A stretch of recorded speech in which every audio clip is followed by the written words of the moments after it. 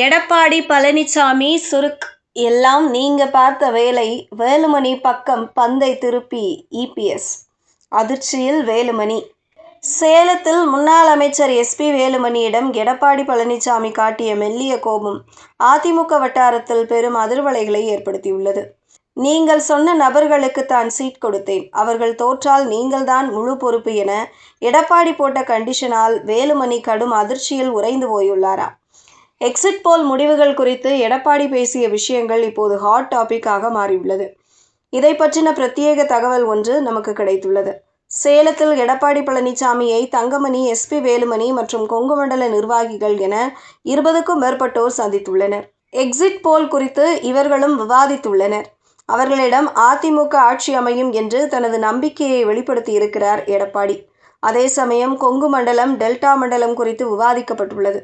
அப்போது எஸ்பி வேலுமணியை பார்த்து, இந்த மண்டலங்களில் அதிமுகவில் போட்டியிட்ட வேட்பாளர்களில் பெரும்பாலானோர் நீங்கள் சொல்லித்தான் போட்டிருக்கிறேன், என்னுடைய வேட்பாளர்கள் கிடையாது, நான் யாரை செலக்ட் பண்ணி வைத்திருந்தேன் என உங்களுக்கு தெரியும், அதையெல்லாம் தவிர்த்து நீங்கள் சொல்லித்தான் வேட்பாளர்களை மாற்றி நீங்கள் சொன்ன நபர்களுக்கு வாய்ப்பு தரப்பட்டுள்ளது, அவர்கள் தோல்வியடைந்தால் அதற்கு முழு பொறுப்பும் நீங்கள்தான் ஏற்க வேண்டும் என்று மெலிதாக ஒரு கோபத்துடன் சொன்னாராம் எடப்பாடி பழனிசாமி.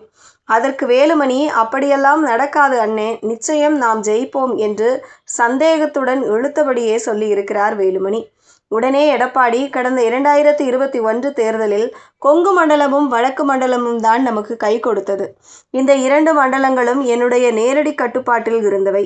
அதாவது கொங்கு வேளாளர் கவுண்டர் சமூகமும் வன்னியர் சமூகமும் பெரும்பான்மையாக இருக்கும் மாவட்டங்களில் நாம் வெற்றி பெற்றோம்.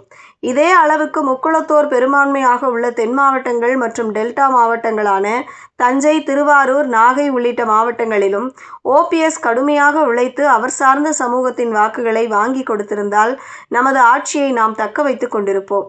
திமுக ஆட்சிக்கு வந்திருக்காது. அதைத்தான் இன்றைக்கும் சொல்கிறேன்.